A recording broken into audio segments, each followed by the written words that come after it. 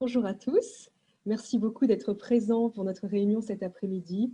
Nous sommes vraiment ravis de vous accueillir pour une rencontre par Zoom avec des participants de plusieurs pays francophones à l'occasion de la Semaine mondiale de l'harmonie interconfessionnelle. Nous organisons cette réunion comme un premier essai pour voir si cela vous intéresse et éventuellement continuer ensemble.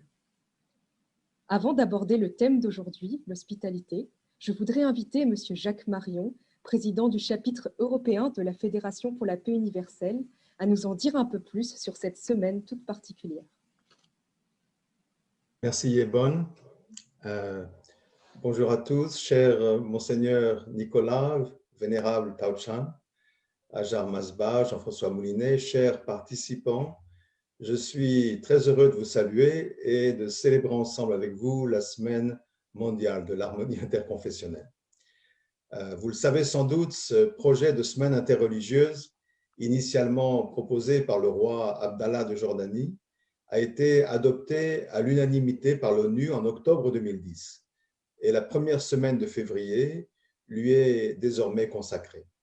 Il s'appuie sur une initiative lancée en 2007 qui appelait les dirigeants musulmans et chrétiens à engager un dialogue fondé sur les deux commandements religieux fondamentaux, l'amour de Dieu, l'amour du prochain, qui sont au cœur des trois religions monothéistes et de toutes les religions du monde.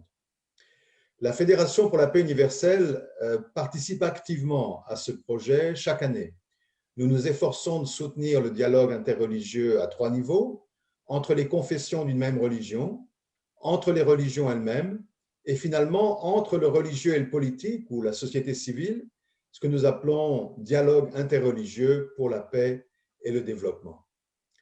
Cette semaine, nous avons organisé des visioconférences dans de nombreux pays. Je citerai par exemple celle du 4 février où on célébrait avec l'ONU la première journée internationale de la fraternité humaine, qui a été initiée, comme vous le savez, sur la base de la rencontre à Abu Dhabi entre le pape François et le cheikh de l'université Al-Azhar. Il y a 3 jours, donc, le 4 février, nous avons initié une rencontre interreligieuse avec le centre palestinien Al-Lika, à laquelle ont participé entre autres Monseigneur Gaïd, l'ancien secrétaire particulier du pape François, et l'évêque luthérien palestinien Mounib Younan, le président honoraire des religions pour la paix. Aujourd'hui, nous sommes rassemblés autour du nom d'Abraham. Récemment, il y a un projet politique initié par la diplomatie américaine qui fait beaucoup parler de lui et qui touche à un rapprochement peut-être historique entre Israël et plusieurs États arabo-musulmans. Et on a donné à ce projet le nom des accords d'Abraham. On utilise donc encore le nom d'Abraham, l'ancêtre de la foi juive, chrétienne et musulmane, près de 4000 ans après sa mort, pour marquer un idéal de paix au Moyen-Orient. Permettez-moi de partager très brièvement quelques réflexions sur le thème du webinaire, l'hospitalité d'Abraham, car il me semble que cet épisode biblique donne un enseignement qui est au cœur de cette semaine interconfessionnelle. Cette histoire, racontée au chapitre 18 de la Genèse, témoigne que la foi d'Abraham, dont beaucoup d'entre nous sont les héritiers spirituels, était basée sur une grande humilité et surtout sur sa capacité à reconnaître Dieu dans son prochain. Lorsqu'Abraham a su reconnaître Dieu à travers les 3 inconnus qui l'ont visité sous sa tente, Dieu l'a béni et lui a annoncé la naissance d'un fils, Isaac, à travers sa femme Sarah, et donc d'un lignage auquel il ne s'attendait plus et qui s'est perpétué jusqu'à nous. Un jour pourtant, toujours d'après l'Ancien Testament, Abraham a manqué d'hospitalité et il a sans doute manqué de reconnaître le plan de Dieu en chassant dans le désert sa servante Agar avec le fils qu'il avait eu avec Agar, c'est-à-dire Ismaël. Il a alors sans doute semé, en faisant cela, les graines d'une future division tragique entre ses descendants de foi juive et ses descendants de foi musulmane. Certes, Abraham a finalement réussi à transmettre sa foi à sa descendance. Selon la tradition islamique, lorsqu'avec Ismaël, ils ont ensemble construit la Kaaba, ils ont posé le fondement de foi de ce qui deviendra l'islam. Selon l'Ancien Testament, Abraham a renouvelé son fondement de foi ensemble avec son fils Isaac lorsqu'ils ont tous les deux accepté le terrible sacrifice que Dieu avait exigé d'eux sur la montagne. Et une génération plus tard, Jacob, le fils d'Isaac, a su hériter de la foi et de l'humilité de son grand-père, Abraham, lorsqu'il s'est prosterné devant son frère Ésaü, qui était devenu son ennemi mortel pourtant, en disant qu'il reconnaissait Dieu dans le visage d'Ésaü, permettant ainsi une réconciliation historique et la naissance d'Israël. Ces leçons apprises à travers les échecs et les victoires de 3 générations de la famille d'Abraham ont constitué le fondement de foi pour une multitude de générations à venir et pour une grande partie de l'humanité actuelle. Ce que je retiens donc de cet épisode de l'hospitalité d'Abraham, c'est qu'il nous apprend à reconnaître le visage ou la main de Dieu à travers l'autre, même si l'autre est un inconnu ou un ennemi. Et il me semble que c'est une leçon appropriée pour les rencontres de la semaine interconfessionnelle. Et je vous remercie. Merci beaucoup, Jacques, pour ces belles paroles d'introduction qui, je pense, nous donnent vraiment le ton de cette réunion sur l'hospitalité. Alors, pour plonger un petit peu plus dans le thème de cet après-midi, nous vous proposons de lire ensemble un court poème de Naomi Shihab Nye. Née d'un père palestinien et d'une mère américaine, elle se décrit elle-même comme une poète errante et elle a passé plus de 40 ans à voyager entre les États-Unis et le monde entier pour diriger des ateliers d'écriture et inspirer des étudiants de tous les âges. Elle désire surtout utiliser son écriture pour témoigner de notre humanité commune. Elle nous a donné la permission de traduire son poème pour notre réunion d'aujourd'hui. Cela a été fait par M. Didier Guignard et Mme Claire Château, et c'est Mme Château qui va le lire pour nous ce soir. Les Arabes disaient autrefois, lorsqu'un étranger se présente à votre porte, nourrissez-le pendant 3 jours avant de lui demander qui il est, d'où il vient et où il va. De cette façon, il aura assez de force pour vous répondre. Ou alors, d'ici là, vous serez devenus de si bons amis que ce n'aura plus d'importance. Revenons au début. Voulez-vous du riz? Des fruits secs? Tenez, prenez donc cet oreiller en brocart rouge. Mon enfant va donner de l'eau à votre cheval. Non, je n'étais pas occupée lorsque vous êtes arrivés. Je n'avais rien de prévu non plus. C'est le rempart derrière lequel on s'abrite pour faire croire qu'on a un rôle important à jouer dans le monde. Je ne répondrai à aucune autre sollicitation. Votre assiette vous attend. Nous allons mettre de la menthe fraîche dans votre thé.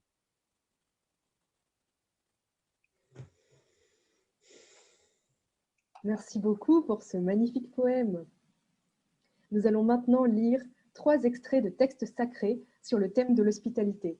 Nous vous encourageons à noter ce qui vous touche à la lecture de ces textes ou commentaires pour éventuellement le partager dans les discussions qui suivront la lecture de ces différents textes. Ces discussions auront lieu en groupe, en petits groupes. Alors, nous allons commencer par le texte du judaïsme. Le judaïsme affirme l'hospitalité comme un des devoirs les plus saints. La première lecture sera donc celle de la Bible hébraïque, Genèse chapitre 18, versets 1 à 8. Elle sera lue par Madame Noémie Komagata-Nguyen de Suisse. Il faut noter qu'en Suisse, ils ont lancé depuis 2 ans le groupe Interplus pour étudier ensemble les textes sacrés chaque dimanche de 17h à 18h et Madame Noémie Komagata fait partie de ce groupe.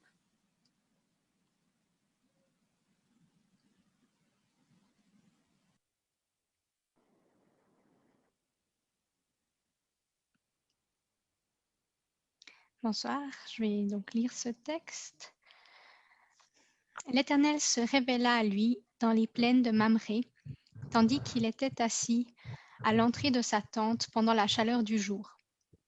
Comme il levait les yeux et regardait, il vit 3 personnages debout près de lui. En les voyant, il courut à eux du seuil de la tente et se prosterna contre terre. Et il dit, « Seigneur, si j'ai trouvé grâce à tes yeux, ne passe pas ainsi devant ton serviteur. Qu'on aille quérir un peu d'eau, lavez vos pieds et reposez-vous sous cet arbre. Je vais apporter une tranche de pain. Vous réparerez vos forces, puis vous poursuivrez votre chemin, puisqu'aussi bien vous avez passé près de votre serviteur. » Ils répondirent, « Fais ainsi que tu as dit. » Abraham rentra en hâte dans sa tente, vers Sarah, et dit, « Vite, prends 3 mesures de farine de pur froment, pétris-la et fais-en des gâteaux. » Puis Abraham courut au troupeau, choisit un veau tendre et gras, et le donna au serviteur, qui se hâta de l'accommoder. Il prit de la crème et du lait, puis le veau qu'on avait préparé et le leur servit. Il se tenait devant eux, sous l'arbre, tandis qu'ils mangeaient. Normalement, on avait invité un rabbin pour commenter ce texte, mais malheureusement, il n'a pas pu se libérer aujourd'hui à cause de la situation avec la Covid. Pour un peu situer ce texte, en fait, le chapitre précédent raconte l'ordre de Dieu à Abraham de se circoncire et de circoncire sa famille. La circoncision est généralement effectuée 8 jours après la naissance, mais dans ce texte, Abraham en a 100. Et les commentateurs rabbiniques reprennent le fait qu'Abraham est assis à l'entrée de sa tente à la chaleur du jour. Et il se remet de son opération, donc on peut s'imaginer qu'il a une grande douleur, mais on voit que c'est un grand signe c'est une grande hospitalité parce qu'il veille sur ses hôtes malgré cette souffrance.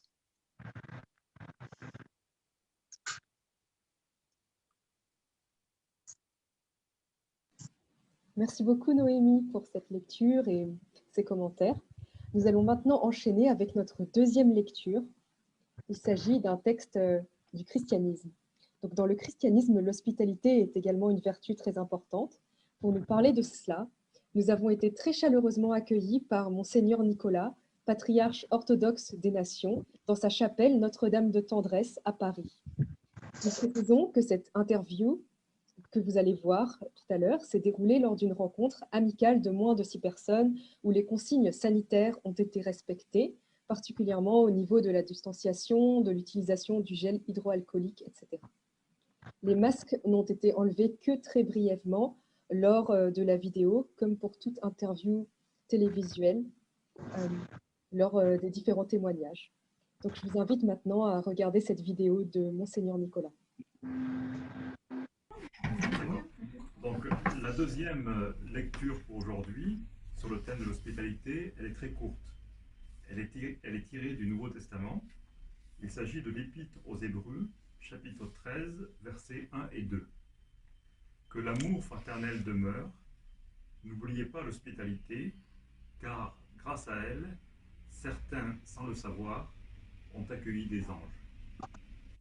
Donc, nous avons la chance aujourd'hui de bénéficier de l'hospitalité de Monseigneur Nicolas, qui nous reçoit à la chapelle Notre-Dame de Tendresse de Paris. C'est lui qui va nous commenter sur ce passage. Monseigneur Nicolas est patriarche orthodoxe des nations. Son église compte 85 évêques et a des paroisses et des missions sur les 5 continents. Monseigneur Nicolas, merci beaucoup de votre commentaire. Alors, je vais commencer, puisqu'on a parlé de cette parole tirée de l'Épître aux Hébreux de Saint Paul. Vous pourriez être visité par 3 anges.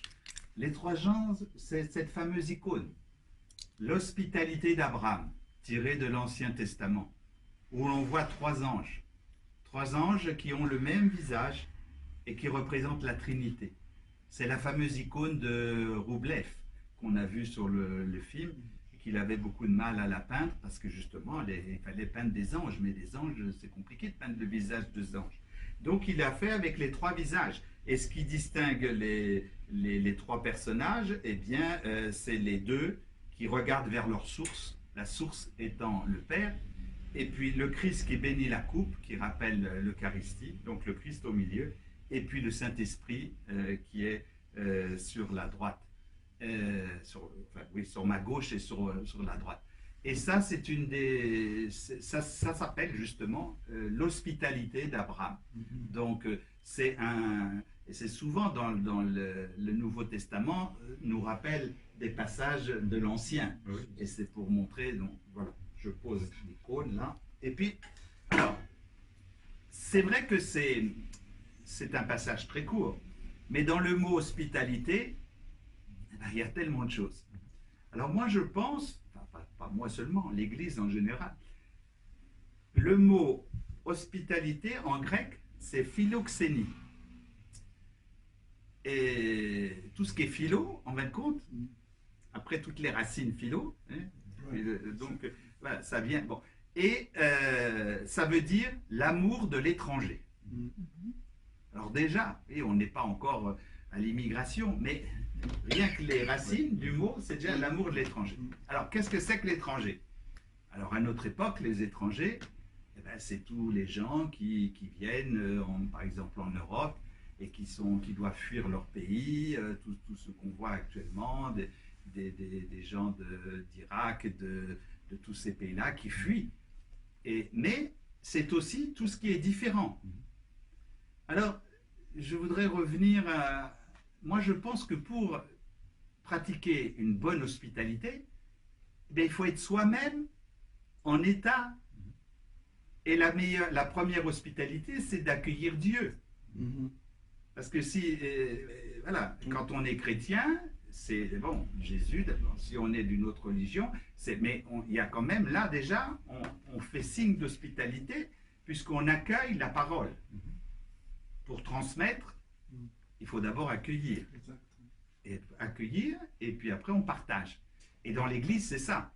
C'est la parole, l'évangile qu'on reçoit, la bonne nouvelle, puisque l'évangile, ça veut dire bonne nouvelle. Et puis, on est déjà dans un état, on se met dans un état pour accueillir la parole, la recevoir, l'analyser, et puis la mettre en pratique. Et puis ensuite, eh bien, on peut la transmettre et la partager. C'est le but du christianisme, hein, aller par toutes les nations et baptisez-les et transmettez ma parole. Ça, c'est les paroles de Jésus. Donc, je pense qu'il faut d'abord se mettre en état d'accueillir la parole de Dieu, d'accueillir la force de notre foi, et ensuite, on peut aller vers les autres. Et alors, offrir l'hospitalité, c'est se donner. C'est donner un peu de soi, un peu de son temps. Et c'est compliqué, parce qu'on est dans une société marchande. Il faut tout se paye. Mais donner, déjà le mot donner, un peu de soi, un peu de son temps, c'est gratuit. Donc là, il y a déjà, c'est compliqué, parce qu'on est déjà dans une société où tout se vend, tout s'achète. Et on a, alors déjà, il faut faire un grand effort pour pouvoir... Mais il est évident que si on donne, on va recevoir. Et on va recevoir tellement, on va recevoir l'amour des autres. Et puis la différence, parce qu'on parlait tout à l'heure d'accueillir les étrangers, mais étranger, c'est quelqu'un qui est différent de nous. Donc ça peut être quelqu'un qui vit dans le même pays, mais qui a d'autres goûts, ça peut être d'autres religions, d'autres façons de penser, de consommer, enfin, c'est très large. Et c'est comme ça qu'on s'enrichit. Parce que si on s'enferme et qu'on pense qu'on détient la vérité, je ne vois vraiment pas comment on peut dialoguer avec l'autre. Et on a un problème actuellement dans nos sociétés, on le voit pour tout, c'est que tout le monde veut imposer son point de vue, mais on ne s'écoute pas. Personne n'écoute. Tout le monde veut parler, personne n'écoute. Et parler, pourquoi pas, c'est ce que je suis en train de faire en ce moment, mais il faut ouvrir sa tête, ouvrir son cœur pour écouter ce que l'autre a à dire. Et souvent, quand l'autre écoute, eh bien, il est évident que quand nous écoutons l'autre plutôt, eh bien qu'on peut se dire, tiens, après tout, j'ai pas vu cet aspect-là, et peut-être qu'il a raison, et à ce moment-là, je me remets en cause, et c'est comme ça qu'on peut avancer. Parce que si on est persuadé qu'on a raison, c'est pas la même chose. Vous savez, il y a deux façons. Quand on est chez soi, quelqu'un frappe à votre porte. Alors, il y a deux catégories de gens. Il y a ceux qui ouvrent la porte, et puis il y a ceux qui s'enferment à double tour, qui ont peur. Et le problème, il est là. Ben, je crois que c'est mieux d'être... Et l'hospitalité, c'est d'être dans la première catégorie, d'ouvrir sa porte, d'accueillir l'autre, et puis l'autre, après, va ouvrir votre porte. Et alors déjà, il faut le faire, bien sûr, accueillir, mais il faut le faire déjà sur soi-même. Pour accueillir l'autre, il faut déjà se mettre déjà sur son visage. Bon, en ce moment, on a des masques, bon, mais si on sourit, qu'on regarde les gens dans les yeux, eh bien déjà, les gens, regardez dans la rue, même pour demander un renseignement, eh bien, les gens, ils vont venir vers celui qui a la tête la plus sympa, parce qu'ils se disent, sinon l'autre va m'envoyer promener. Et déjà, l'hospitalité, ben, c'est d'être disponible. Et si vous êtes fermé, ou parce que vous êtes enfermé dans vos problèmes, eh bien, il n'y aura pas de communication avec les autres. Donc, déjà se mettre en condition de déjà sourire, regarder les gens, les écouter. Parce que si on parle tout le temps, ben, l'autre, il va comment... Et puis l'aider aussi à s'exprimer, parce qu'il y a des gens qui sont plus timides, qui osent pas. Et donc le fait d'aller vers eux et de les mettre à l'aise et de les... c'est ce que fait l'Église. Vous savez, dans l'Église, on accueille. D'ailleurs, on accueille quand un nouveau-né ou quand on baptise, on dit on accueille. C'est toute l'Église qui accueille le futur baptisé. Et puis, quand il y a des funérailles, malheureusement, j'en fais quelques-unes, surtout en ce moment, eh bien, le prêtre va au-devant, sur la porte de l'église, il accueille le décédé et il dit c'est l'église tout entière qui accueille. Et là, il y a encore, et l'accueil, c'est quoi? C'est l'hospitalité. Et donc, déjà dans le fonctionnement de l'église, mais c'est valable, je suppose, pour nos frères dans les mosquées, dans les synagogues, un peu partout, enfin, je suppose, eh bien, il y a ce sentiment d'accueillir l'autre. Alors, on peut être ferme, ça ne veut pas dire non plus qu'on va partager obligatoirement les opinions des autres. Moi, je discute avec des frères musulmans, je ne deviens pas musulman. Mais on peut se retrouver sur des choses essentielles ou des choses que je n'ai pas compris ou dans parce que les écritures, c'est que des interprétations. C'est écrit comme ça, notamment chez les chrétiens, c'est souvent des paraboles, des choses. Et après, il faut interpréter qu'est-ce que Jésus a voulu dire. Mais c'est justement parce qu'il les a fait en parabole que c'est plus facile, parce qu'on peut les interpréter. Mais c'est là qu'il faut travailler sur les points qui achoppent pour aller vers l'autre. Aller vers l'autre. Moi, même si on ne m'accueille pas bien, ben, c'est pas grave. Moi, j'en veux pas aux gens. Je dis peut-être que c'est leur formation, c'est leur éducation. Peut-être si moi, je fais un effort supplémentaire pour aller vers eux, peut-être ils vont s'ouvrir, peut-être autrement. Et ça, c'est important, parce qu'on ne peut pas avoir une vraie hospitalité si dans notre cœur, on n'est pas... Voilà. Alors après, on a tous les problèmes de maintenant. Voilà, on voit bien, alors ça, c'est des problèmes politiques. Moi, je parle surtout au niveau religieux. Mais quand on voit tous ces gens qui fuient leur pays parce qu'il y a la guerre, bon, ben, moi, si j'étais à leur place, je ferais pareil. Hein, parce qu'il faut sauver sa peau. Hein. Alors après, il peut y avoir dans ces gens-là des opportunistes qui vont venir et puis c'est ça le problème. Mais bon, ça c'est un autre problème. Mais il faut aller vers les autres. Et on est dans une société où on a tous les moyens de communiquer et on voit bien que les gens sont seuls. Les gens ne communiquent plus. Moi, je reçois des gens souvent et beaucoup de gens sont seuls. Et on a des portables, on a des vidéos, on a des internets, on a tout ce qu'on veut. Et il y a quelque chose. Mais on peut, même l'hospitalité, c'est aussi d'aller cogner à la porte de son voisin ou de sa voisine et de demander si, surtout en ce moment, qu'il y a la pandémie, il y a les choses, madame, monsieur, vous avez besoin de quelque chose, je suis là, vous voulez que je vous ramène. Moi, je le fais. Mais je dis pas ça parce que pour me dire je suis mieux que les autres, c'est pas ça. Mais je veux dire, il suffit de pas grand-chose des fois. Mais c'est ça, c'est des grandes choses, accueillir les autres, les étrangers, les gens différents, mais c'est aussi commencer par soi-même, hein, autour de nous. Et nous, moi en tant que chrétien, ça c'est encore, là je parle en mon nom, Mais c'est la moindre des choses, parce que nous, c'est une obligation dans l'Église, on doit, et c'est pour ça qu'il y a un problème actuellement, parce que quand je vois que tous ces gens sont contre les étrangers, tout ça, et si on est chrétien, il y a un problème, il y a un gros problème. Mais si on commence déjà à se remettre en cause soi-même et à se dire qu'est-ce que je peux faire autour de moi, on peut changer le monde déjà. Ouais.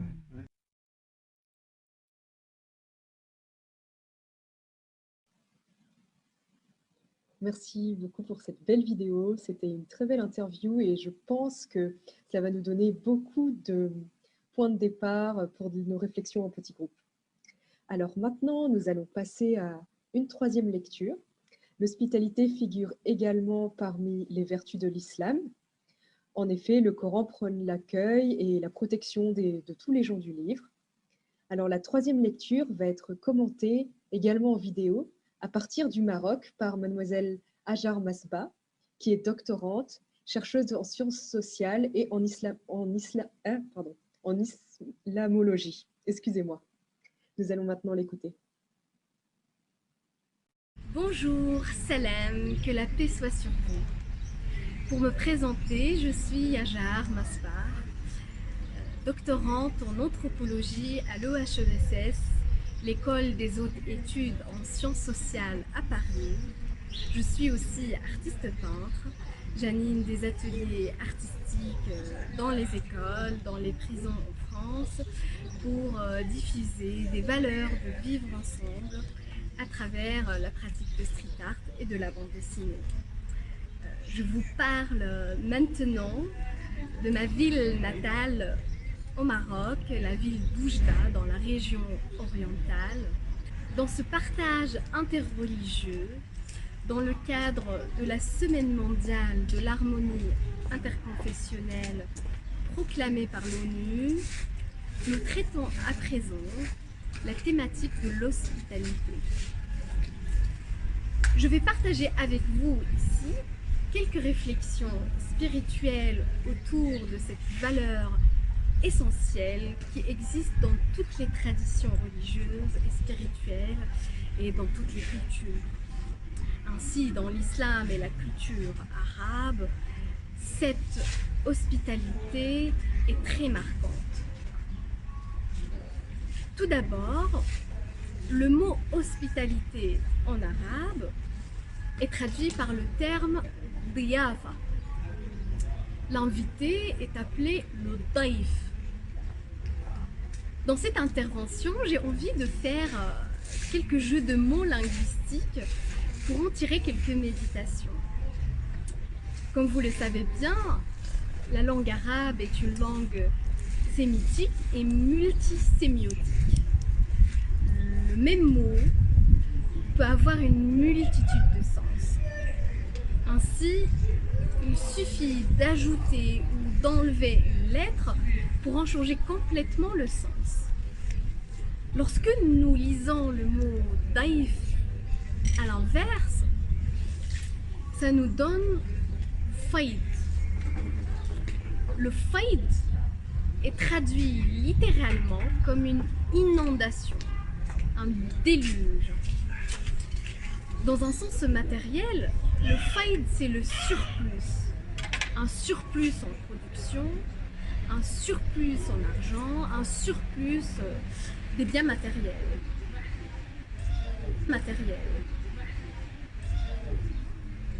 Chez les mystiques, le faïd, c'est un état de subversion divine où l'homme se sent envahi, se sent porté par une présence transcendante et immanente qui est Dieu.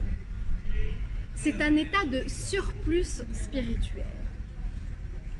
D'ailleurs, les grands philosophes arabes, Al-Farabi et Ibn Sina à Avicenne en Europe, ont développé tout un corpus philosophique de ce concept al-fayd al-ilahi, la grâce divine, qui est pour eux à l'origine de l'acte premier, à l'origine de la création.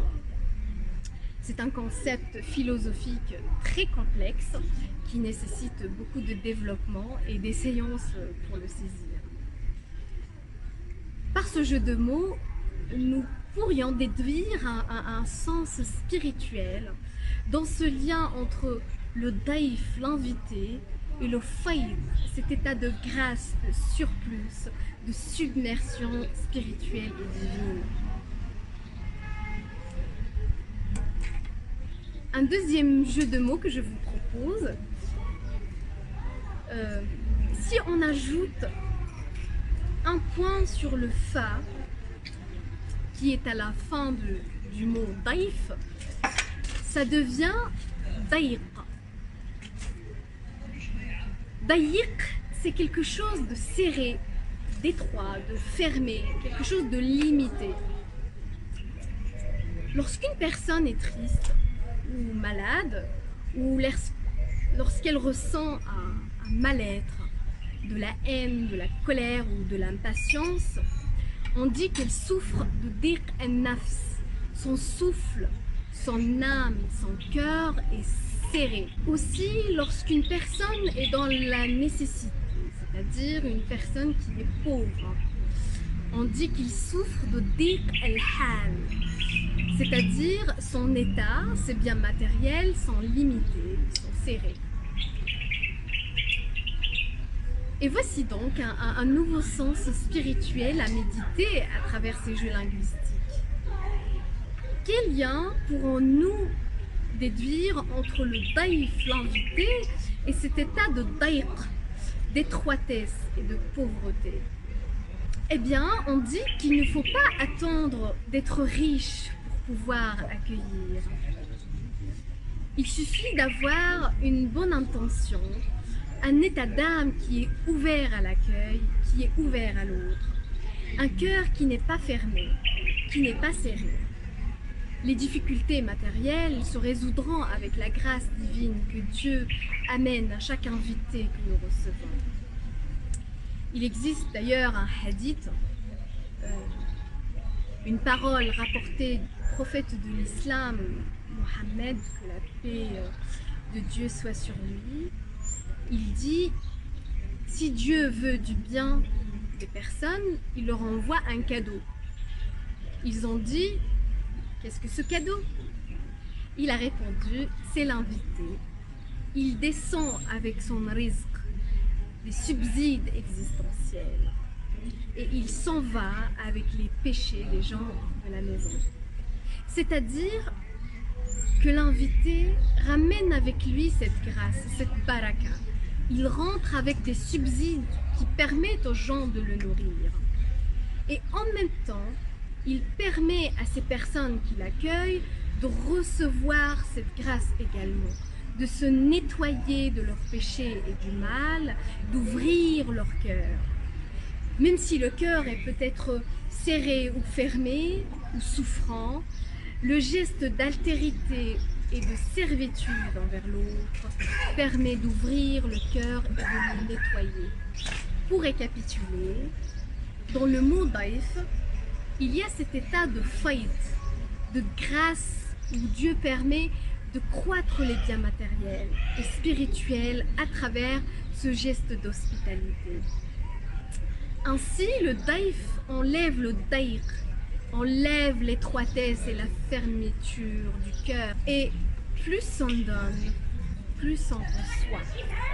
Maintenant, j'ai envie de vous citer quelques exemples d'hospitalité que l'on peut trouver au Maghreb, mais aussi en Turquie et dans plusieurs pays de culture musulmane.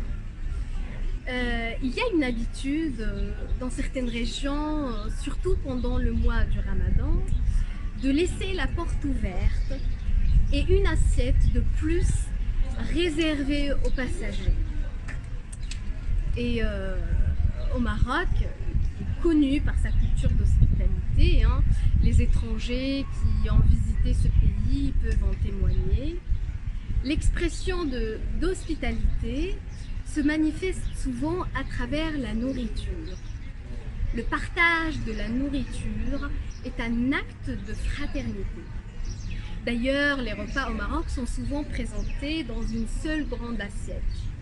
C'est rare de manger seul dans une assiette individuelle. Les plats individuels est un phénomène plutôt moderne au Maroc. On trouve cette pratique plutôt chez des familles de classe bourgeoise et plutôt occidentalisées. Mais dans la majorité des Marocains, qui appartiennent plutôt à des classes moyennes, pauvres, mais aussi dans certaines familles bourgeoises qui gardent encore ce lien avec la culture traditionnelle marocaine, manger dans la même assiette est très symbolique. C'est un outil pour tisser des liens sociaux, des relations sociales. C'est une expression de solidarité et de fraternité. Partager la nourriture, en fait, c'est un acte d'hospitalité qui prend racine chez Abraham. Lorsque les anges l'ont visité, selon le récit coranique, Abraham s'est précipité pour ramener de la nourriture. Il a ramené un grand veau rôti. Et le Coran insiste sur le fait qu'il était grand et de bonne qualité.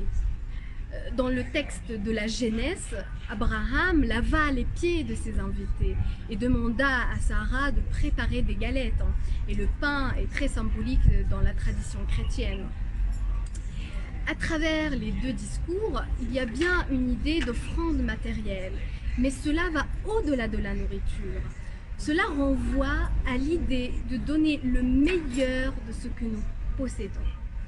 Dans l'exemple du veau, et dans ce geste d'Abraham de laver les pieds de ses invités et de préparer lui-même le pain avec sa femme, il y a l'idée de donner le meilleur de soi-même, ce don de soi à l'autre.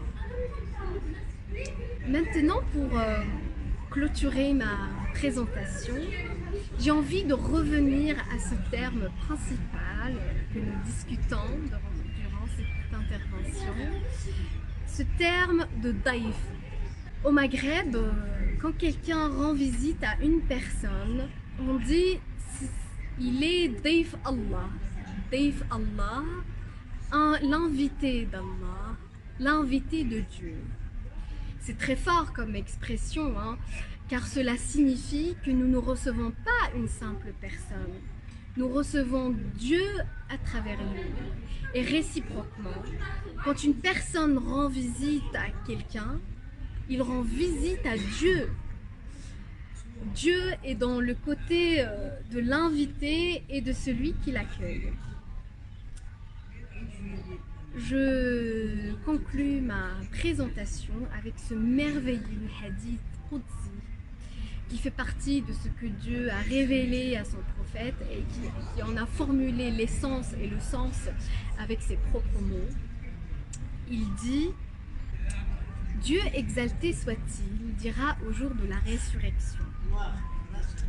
Ô fils d'Adam, j'étais malade et tu ne m'as pas visité. » L'homme répondra « Mon Seigneur, comment aurais-je pu te visiter alors que tu es le maître des univers ?» Dieu répond « Ne savais-tu pas que mon adorateur, un tel, était malade et pourtant tu ne lui as pas rendu visite? Si tu lui avais rendu visite, tu m'aurais trouvé auprès de lui. Ô fils d'Adam, je t'ai demandé de me nourrir et tu ne l'as pas fait. Mon Seigneur, comment aurais-je pu te nourrir alors que tu es le maître des univers? Ne savais-tu pas que mon adorateur, un tel, t'a demandé de le nourrir et tu ne l'as pas fait? Ne savais-tu pas que si tu l'avais nourri, tu aurais trouvé cela auprès de moi? Ô fils d'Adam, je t'ai demandé à boire et tu ne m'as pas désaltéré. Comment aurais-je pu te donner à boire alors que tu es le maître des univers? Mon adorateur, un tel, t'a demandé à boire et tu ne l'as pas désaltéré. Ne savais-tu pas que si tu l'avais désaltéré, tu aurais trouvé cela auprès de moi? Je vous remercie pour votre écoute, pour votre accueil et que la paix régnera dans ce monde. Merci beaucoup, Hajar, pour ces paroles extrêmement profondes, n'est-ce pas? Maintenant, je vais demander à Monsieur Jean-François Moulinet, coordinateur en France de notre forum Dialogue et Alliance, de nous parler courtement de la notion d'hospitalité risquée. C'est à toi, Jean-François. Avec plaisir. J'ai une présentation PowerPoint qui se trouve... Vous pouvez le voir là ou pas? Oui. Oui. D'accord. Donc, ce que je veux, comme j'ai bien compris, Hajar, je veux vous remercier tous et toutes qui sont nos invités de Dieu ce soir. Chacun d'entre vous, vous êtes les invités de Dieu pour nous ce soir. Donc, en préparation pour la réunion, je vous avais envoyé un petit lien pour regarder quelques minutes, 6 minutes du film Les Misérables de Victor Hugo, où on voit Monseigneur Myriel, l'évêque de Digne, qui accueille un ex-bagnard du nom de Jean Valjean. Donc cette partie est très très émouvante. Et ce petit bout de film illustre pour moi ce que certains appellent l'hospitalité risquée. L'évêque, il a pris beaucoup de risques en fait pour accueillir Jean Valjean, mais à travers son accueil, il a pu changer le cœur de ce bagnard. Donc je voudrais pendant quelques temps vous expliquer pourquoi nous en sommes venus à la réunion. Qu'est-ce qui nous a donné l'idée de la réunion d'aujourd'hui? Donc l'an dernier, nous avons beaucoup travaillé pour terminer l'introduction d'un livre, de ce livre qui existait en anglais, qui fait 914 pages, qui a 165 thèmes, qui a demandé 5 ans de recherche sur les différents textes sacrés. Ça a demandé beaucoup d'efforts. Et l'an dernier, on a pu les mettre sur un site où vous pouvez les télécharger. Mais si vous voulez, pour nous, ce qui est important, c'est pas d'avoir un beau livre dans une bibliothèque, mais c'est que ce livre soit utilisé. Et donc, c'est pour ça qu'on a été très heureux dès qu'on a fini ce livre-là, il y a une personne, la responsable jeune de Religion for Peace en Bosnie, qui nous a écrit et qui nous a dit « Ce que vous faites me fait penser à une technique appelée scriptural reasoning ou raisonnement scriptural, ou on l'a traduit par partage scriptural. C'est une nouvelle approche du dialogue interreligieux moderne où les Écritures sont mises au centre. Il s'agit essentiellement d'outils de dialogue interreligieux. Et donc ça, cette idée d'outils, ça m'a beaucoup plu. Il faut vraiment qu'on voit, parce qu'on a tous nos volumes, on a nos 24 volumes. Si cet outil peut nous permettre de les utiliser, c'est vraiment intéressant. Donc j'ai fait une certaine recherche sur le raisonnement scriptural, et j'ai vu que ça a commencé en 1992. Au début, c'était une discipline seulement universitaire. Donc ça a commencé principalement avec 2 professeurs. Le professeur Peter Hawkes, qui est à l'université de Virginie, qui est professeur d'études judaïques modernes, et un autre professeur qui est en Angleterre, le professeur David Ford, qui est à l'université, professeur de religion à l'université de Cambridge. Et donc, au début, c'était vraiment entre universitaires, et plus ils ont avancé, et plus c'est devenu pour des réunions ouvertes à tous et ouvertes à toutes les religions. Donc, au début, ils ont commencé entre juifs et chrétiens, ensuite juifs, chrétiens, musulmans, et maintenant entre toutes les religions. Donc ça me fait cette discipline m'a fait penser à ce que certains, par exemple en coréen, on parle de ondoke, on parle de lire et réfléchir ensemble sur les textes sacrés. Ou dans le christianisme, on parle de lectio divina, on écoute ce que Dieu veut nous dire à travers les différentes écritures. Mais pour le professeur David Ford, ce qui est important, c'est qu'on lise ensemble de temps en temps nos textes sacrés. Pas pour se convertir mutuellement, mais pour mieux se comprendre. Par exemple, il vous dit « Je pense que l'exploration d'amitiés risquées au-delà des frontières, alors que de nombreuses divisions existent dans notre monde, est l'une des choses les plus importantes pour apporter une guérison à ces divisions. Alors que dans nos sociétés plurielles, des juifs, des chrétiens et des musulmans, et maintenant d'autres confessions, lisent leurs écritures séparément, je pense qu'il va être profondément utile pour eux de le lire ensemble de temps en temps. » Alors, je les ai contactés, j'ai pris contact avec eux en Amérique et en Grande-Bretagne. Et donc, j'ai bien compris que cette technique où ces réunions avaient lieu dans le monde entier, dans beaucoup de pays, y compris la Chine. Mais lorsque je leur ai demandé, est-ce que vous connaissez des groupes qui font ça dans la francophonie, en France ou dans la francophonie, ils m'ont répondu non. Et je trouve que c'est vraiment dommage. Je pense, lorsque j'ai visité, pour même faire les traductions des livres que nous faisons, différents groupes religieux à Paris, lorsque je leur demande « Est-ce qu'il est facile d'être juif aujourd'hui en France ?» La réponse est non. Si je leur demande « Est-ce qu'il est facile d'être chrétien pour vous aujourd'hui en France ?» La réponse c'est non aussi. Si on demande « Est-ce qu'il est facile d'être musulman pour vous en France aujourd'hui ?» La réponse souvent c'est non. Tout à l'heure, on va écouter le vénérable Michel Tao-Chan. Peut-être il nous dira si il est facile d'être bouddhiste en France aujourd'hui. Donc c'est pour ça que j'essaye d'étudier comment il travaille. Et l'un de mes espoirs, c'est que vraiment on puisse commencer ce type d'activité en France ou dans la francophonie. Spécialement ce que David Ford appelle des amitiés risquées.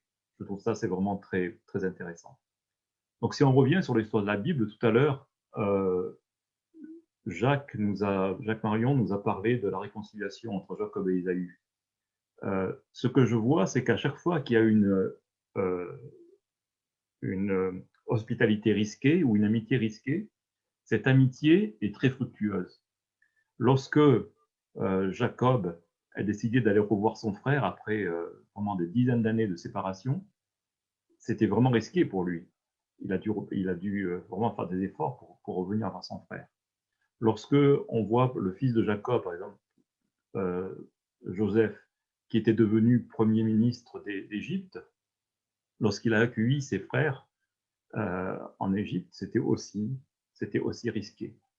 On peut prendre l'exemple aussi de la rencontre de François d'Assise et du sultan Al-Kamil en 1219. C'était pendant le temps des croisades. C'était aussi risqué. Ça a donné, juste 800 ans plus tard, il y a eu la rencontre entre le pape François et le grand imam d'Al-Azhar.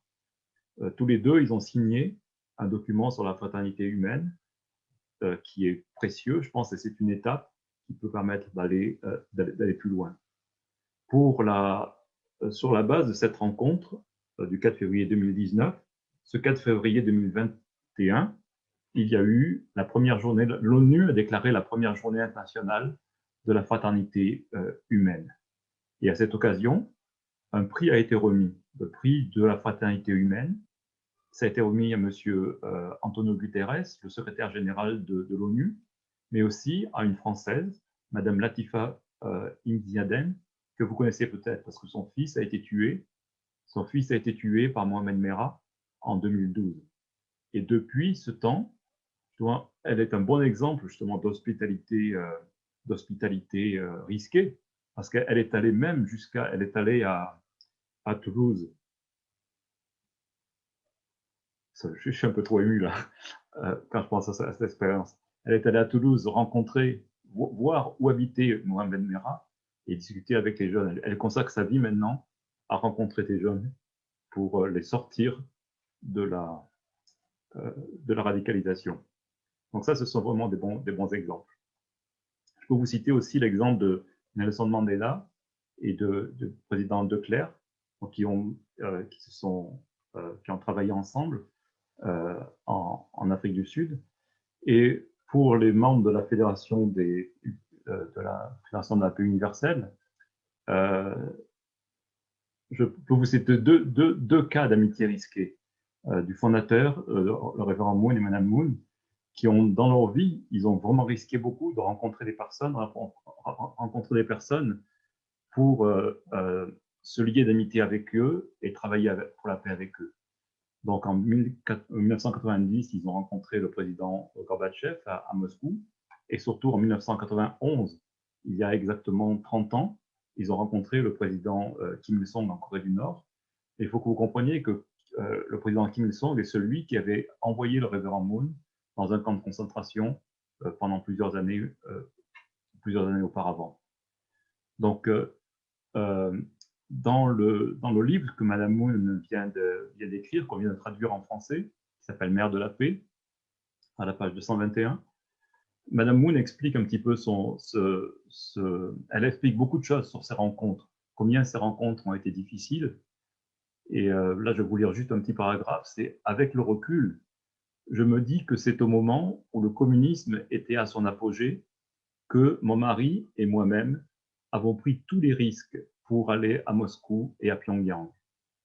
Avec un cœur joyeux, représentant le monde libre, nous avons embrassé des ennemis qui nous avaient sévèrement persécutés. Ils en ont été émus et nous avons pu nous réconcilier. Nous avons ainsi jeté les bases de l'unification et de la paix. Nous sommes allés en Corée du Nord, non pour obtenir quelque chose, mais pour faire partager un amour authentique et sincère. Pour Dieu, mon mari et moi avons pardonné l'impardonnable. Pour l'humanité, nous avons aimé le détestable. » Donc cette réunion avait lieu en Corée du Nord il y a 30 ans, et depuis nous voyons il y a eu beaucoup d'activités. Il y a eu la construction, par exemple, d'une ambassade de paix à Pyongyang, la construction d'usines économiques, d'usines automobiles, des échanges culturels, beaucoup d'activités. Et donc cette année, on va célébrer le 30e anniversaire de cette rencontre. Donc ce que je voulais faire, c'était surtout vous inviter à... je vous souhaite beaucoup d'hospitalité risquée pendant cette nouvelle semaine, en respectant les gestes barrières. Je vous remercie.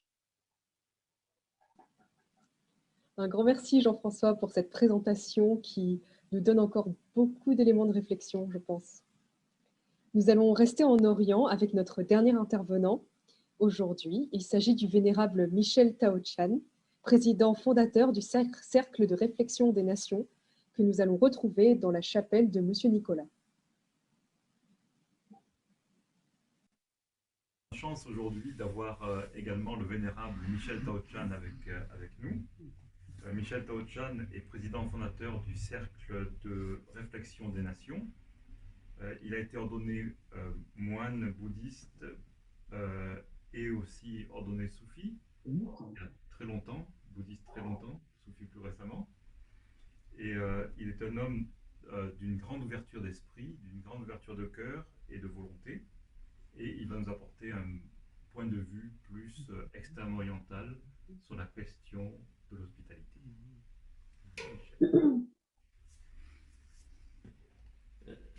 Je crois que le thème hospitalité m'a beaucoup touché, car je suis très bien accueilli dans toutes les religions par les grands maîtres, les personnes responsables. Et c'est cela qui m'a poussé à aller encore plus loin pour comprendre réellement le fondement, la racine, la source de cette notion qui émane dans toutes les religions, la notion de hospitalité. Et ça m'a touché également sur le problème actuel aujourd'hui, parce que le terme hospitalité, c'est un terme qui touche aujourd'hui 7,7 milliards de personnes qui habitent sur cette terre. Et si vous voulez dire de la part de l'Asie, ça touche 4,5 milliards de personnes. C'est un problème beaucoup plus important que qu'on le pense. parce que c'est notre vie en elle-même de relation avec d'autres.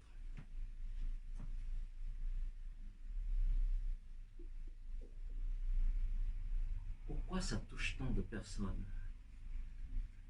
Hier, il y a un article qui est paru dans Le Monde, enfin qui était paru à 7 h du soir, mais qui est réédité ce matin seulement, concernant le sujet dans Le Monde, c'est accrochez-vous à des branches, car vous commencez à être conscients un peu de l'impact de la pandémie du Covid.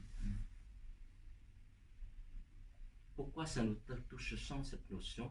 Parce qu'aujourd'hui, on constate que nous vivons sans être conscients réellement que la relation avec d'autres a complètement changé dans nos attitudes, dans nos paroles, dans notre action de tous les jours. Et en plus des lois, des systèmes de tout un gouvernemental, étatique et de chaque individu commence à nous faire poser des questions. Quelle est notre relation avec d'autres? Sans parler jusqu'à l'hospitalité, mais des relations tout court. Donc, ce sujet, pour moi, est extrêmement important.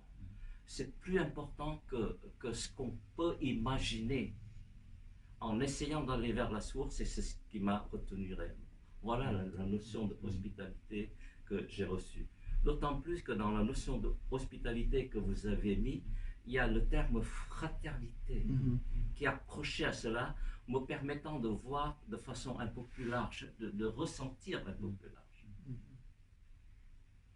Maintenant, l'état de l'hospitalité commence à poser des questions sur notre pensée, notre relation avec l'extérieur. Mais en même temps, ça nous donne une opportunité d'aller vers le fond de nous-mêmes pour comprendre qu'est-ce qui se passe, accroché à quelque chose que nous appelons Dieu, ou nous appelons divinité, ou autre, à l'intérieur de nous-mêmes, pour être ancré sur quelque chose qui permette de parfaire, de harmoniser avec l'extérieur. Sinon, vous êtes accroché sur une branche et que l'arbre est en train de pas pourrir, ne n'utilise pas ce terme. L'arbre est en train d'être, comment dirais-je, comme une poussière qui tombe. Quelles sont donc les causes, l'origine de cette chose-là? Moi, je crois qu'on peut résumer très simple. D'abord, ça augmente la peur de l'autre, ça augmente la méfiance chez l'autre. Et surtout, ça détruit notre croyance, notre foi en quelque chose dans l'être humain lui-même. Et c'est ça l'origine qui détruit tout ça. Mais en même temps, dans cet exercice sur nous-mêmes, il y a quelque chose qui a été envoyé, enseigné par des gens spirituels ou des gens de tous les jours qui nous permettent de dire, tiens, c'est une opportunité pour nous de comprendre soi-même, faire la paix avec nous-mêmes et comment réagir pour comprendre ce qui s'est passé, pour harmoniser avec ce changement qui nous donne une opportunité réelle de nous avancer dans cette notion-là. C'est pour ça que ce sujet, pour moi, elle est très touchant, elle est update, elle touche 7,7 milliards de personnes. Voilà les causes.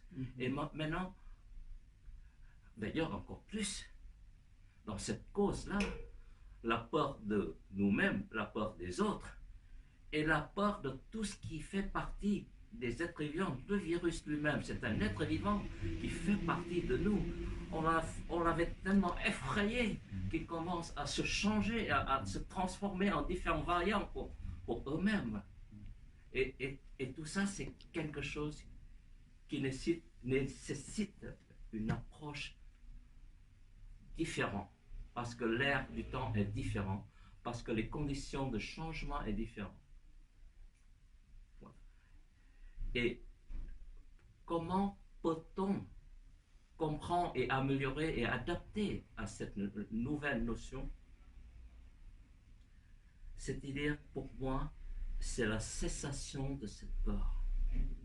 Même chez le Covid, la cessation de cette peur, la compréhension même au fond de moi-même qu'il y a une certaine divinité en soi, qui est toujours là, qu'on appelle Dieu, qu'on appelle Bouddha, qu'on appelle nos saints, nos maîtres, etc.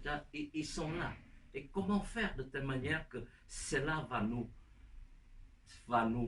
changer ou nous adapter de telle manière qu'on peut faire face à quelque chose en paix.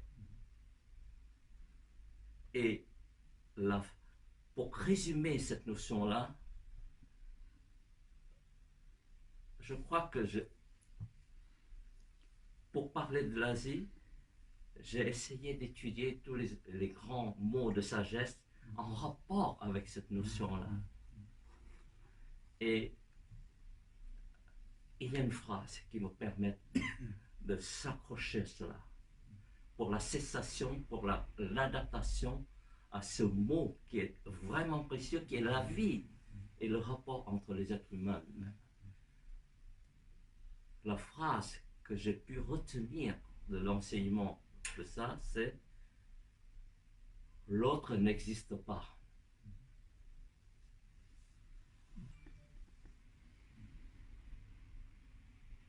Et maintenant, il faut trouver des chemins, les voies permettant d'aller vers cette notion qui est en quelque sorte l'hospitalité parfaite, l'hospitalité divine et l'hospitalité de chaque être humain.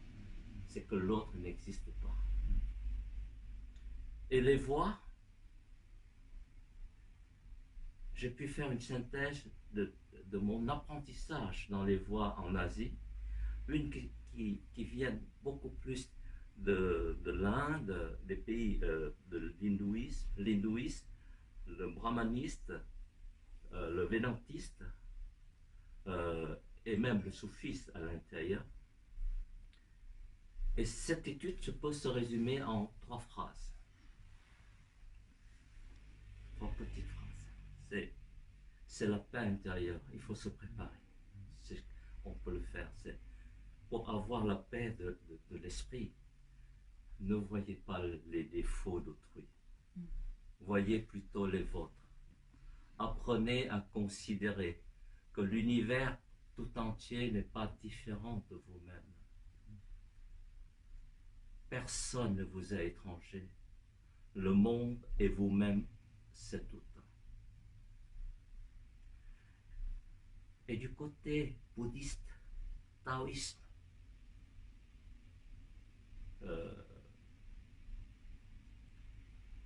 Confucius et les grands maîtres, j'ai appris qu'une notion qui est extrêmement importante, encore plus pragmatique, pour nous ramener à nous-mêmes et pour comprendre ce qui est nous-mêmes, la divinité en nous. La phrase que j'applique à moi-même et que j'essaie de me ramener tout le temps vers la réalité, c'est que si je suis déprimé, c'est que je vis dans le passé. Si j'ai peur, j'ai des doutes sur moi et sur les autres, c'est que je vis dans le futur. Si je vis en paix avec moi-même et que je pratique avec un certain effort et de progression, je vis dans le présent. Voilà un peu ces fautes philosophies, un peu de l'Asie que je puisse extraire pour moi-même, pour appliquer tous les jours ces 2 petites histoires. Et pour parfaire à l'idée qui est universelle, qui est le summum de la notion de l'hospitalité enseignée dans toutes les religions, c'est que l'autre n'existe pas. Et ça revient un peu à ce que Monseigneur nous a apporter, enseigner et frotter très fort ces idées-là, c'est que l'autre n'existe pas dans l'être humain, l'autre n'existe pas au royaume des cieux, par les symboliques, on nous ramène à l'unité de nous-mêmes, à l'unité de Dieu. Merci. Merci beaucoup, Vénérable. Merci beaucoup. Merci beaucoup, Vénérable Michel Tao-Chan. Nous allons maintenant commencer la partie la plus interactive de notre programme. Il s'agit des discussions en petits groupes. Alors, pour lancer la discussion, vous avez à l'écran quelques exemples de questions ou d'éléments que vous pouvez partager dans votre groupe. Par exemple, ce qui vous a le plus touché dans les textes ou dans les commentaires. Est-ce que vous préférez être plutôt dans la position de l'hôte qui reçoit ou dans celle d'invité et pourquoi? Ou partagez toute autre réflexion ou élément qui vous a ému peut-être lors des lectures ou des commentaires de nos différents représentants des différentes religions. Alors, pendant que la technique est en train de préparer ces petits groupes de discussion, je vous propose de prendre une petite photo souvenir tous ensemble, si vous êtes d'accord. Alors, si vous le voulez bien, vous pouvez tous allumer vos caméras, sourire et faire un petit signe à la caméra pendant que pendant que la technique va prendre une photo. Je ne sais pas si ça fonctionne actuellement. Oui, oui, pas de problème. D'accord, parfait.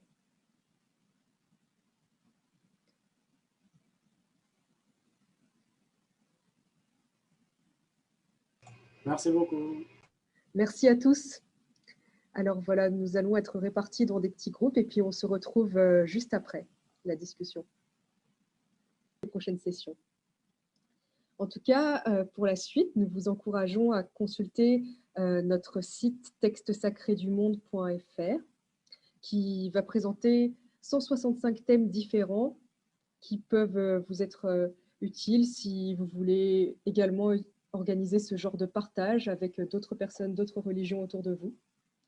Et puis, surtout, cette semaine, pour continuer sur cette bonne lancée et mettre cette hospitalité en pratique, nous vous encourageons à aller rencontrer de nouvelles personnes, frapper à de nouvelles portes et puis mettre en pratique cette hospitalité.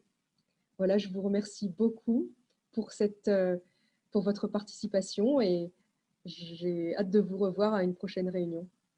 Merci encore.